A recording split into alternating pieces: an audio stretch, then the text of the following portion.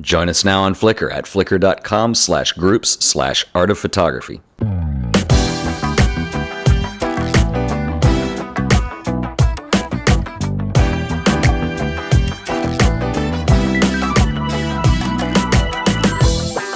Hey everybody, welcome back once again to the Art of Photography. My name is Ted Forbes. Today we're going to do part 3 in our lighting series, and today we're going to talk about strobe lighting specifically. Now you might want to go, if you haven't already, and catch back up on the other episodes where this is going to be kind of the wrap up where we talk about the third type of lighting here. We've talked previously about on-camera flash and then also continuous lighting. And today we're going to talk about strobes. And a strobe basically, more or less, is going to be a similar kind of idea to using an on-camera flash, but you get more versatility to it. I've got an example here I'm going to show you today. And like continuous lighting is much like a house light or something like that, or video lighting like we have in here right now, where you're going to emit light continuously. It just turns on and that's it.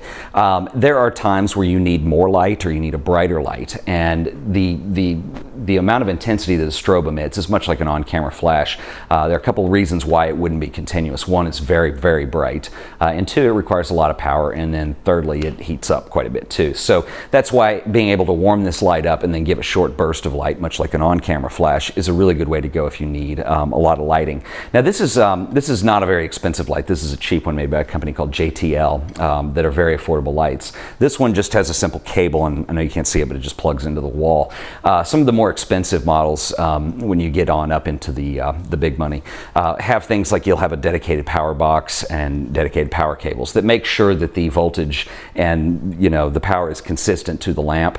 And basically the downside to using something like this is that, if you have a bunch of bursts of light, they may not be exactly consistent from flash to flash, which may or may not be a big deal to you. You certainly are going to get what you pay for, with the more expensive models. But I like these because they're very versatile and they're very inexpensive.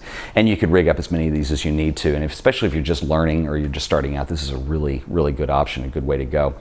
This one just mounts on the stand. I'll pull this off so you can see it. Just has a collar mount, which also has a slot in here if you wanted to use an umbrella with this. And we talked about diffusion umbrellas in the last episode, so you can go kind of review that if you want some more info on that. But I just put this on the light stand here.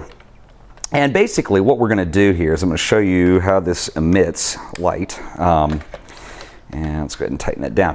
Now, basically on the back here, you've got a series of controls, and you also have some lights on the top, and I'm going to explain what those do. This basically, this particular model, I can set this just up to strobe if I want, or it also, the second power switch over here provides a modeling lamp. So if I turn both these on, you're going to see that in fact it is giving you a little bit of continuous light. And you could indeed shoot just with the modeling lamp. There's nothing wrong with that. It works like a very low wattage continuous lamp. And if you don't need a lot of light, that certainly is kind of a versatile function that is makes this very usable. But the modeling lamp or the modeling function in here, its function is to basically give you kind of a hint of where shadows are going to fall, intensity, things like that. So you can kind of get a feel, especially if you're shooting on film, of what you're going to get on your picture in the end. If you're shooting digital, you may not need it as much because you could take a shot and redo it. But the modeling lamp allows you to set these up and work with it some. And then there's a series of buttons. There's also I'll point this out real quick. You have a voltage meter, so if you want to bring back the intensity to 1/8 power or on full, which gives you a little control over how intense the light is. And there's also a test switch, so once you get these set up, you can hit the test and go ahead and pop a burst. And it has a audio on and off switch, and you heard it beep a minute ago. And that simply says it's ready.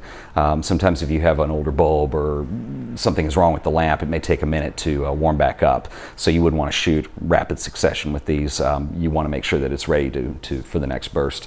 On the top here, you have a series of smaller lights, and basically the green on here just says it's ready to go. Red would indicate that it's not. And then this third lamp over here, and this may be a little hard to see, but it's kind of a clear dome, and that's not actually a light. What that is an optical sensor. And here's what's really cool about having that on here, is light travels at a very fast speed, obviously. And one thing that's really neat is you can use these rather than having to have a very, very fancy setup to trigger multiple lights to go at one time. I'll use just the on-camera flash to show you. It'll actually detect when a big difference or a burst of light happens in the room, as long as it can see it.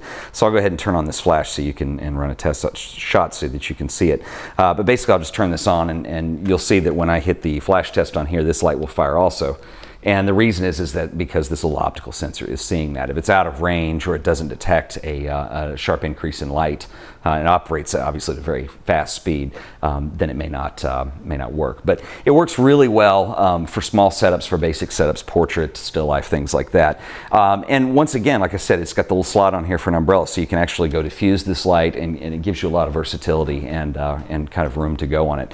You can also set up multiple lights. I'll do another episode where we're going to talk about configurations and show some examples, some images, so you can actually see this in use and how you would set this up. But typically you would want, if you did 2 of these, you would have them at 45-degree angles on your subject to keep drastic shadows from developing. And then sometimes you can do some backlighting or some key lighting, fill lighting, that kind of thing. So you can really get a lot of control over the way things go. But like I said, this is a very inexpensive light, and these are a really good option. I think it's real important, and I've stressed this in all 3 of these lighting episodes, that you can obviously, and there's a lot of podcasts that get really into the gear side of things, and you can spend a lot of money on lighting, and you can spend a lot of money on gear, period, in photography. And kind of one thing I try to make different about this podcast is that doesn't matter. What you want to do is think more and spend less when it comes to gear.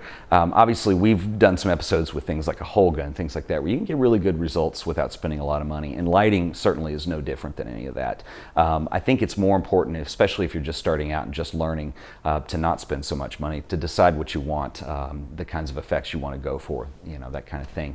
And then, once you get comfortable with that, if you're in a professional situation where people are paying you good money to get results very quickly, then certainly, yeah, you would want to use something like this on a pro shoot where you're charging somebody actual money to do your job. But these certainly work great if you're looking to learn, and I imagine if you're watching these lighting episodes, that is indeed where you are. So anyway, so we've talked basically in the last 3 episodes about where we are on this. We've got the camera flash, some techniques we can do with that. We've got, and I'm using them right now, but we've got continuous lighting that you would use maybe for video, but you could also use in still photography.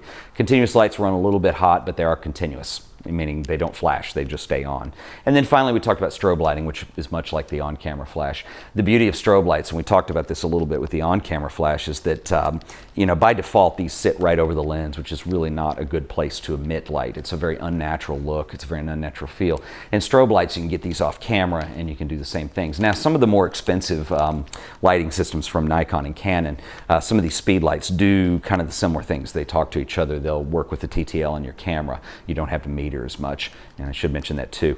We'll come back to that in a second. But anyway, you could actually use these as strobe lights if you had several of them. The downside of that is they're very expensive. They do offer some pretty cool creative options, but it is certainly not a cheap way to go. And of course, they require a lot of battery power. One last thing I want to mention about strobe lights and we did a section on metering where I showed you my meter, and it's really important to purchase a meter that will meter flash. Not all of them will. It needs to have the circuitry involved to grab that short burst of light and measure how bright it was.